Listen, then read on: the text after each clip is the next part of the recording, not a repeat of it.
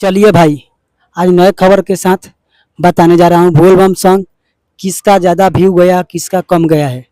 चलिए खेसारी लाल के पहले बताते हैं।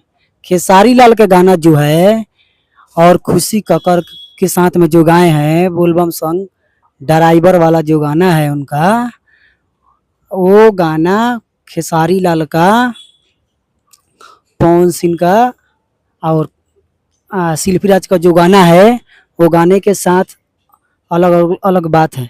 खेसारी लाल के गाना ड्राइवर अभी नया बा, उस गाना का अभी भी व्यू 4 मिलियन गया है इतने दिन में। और 3 दिन में मात्र ती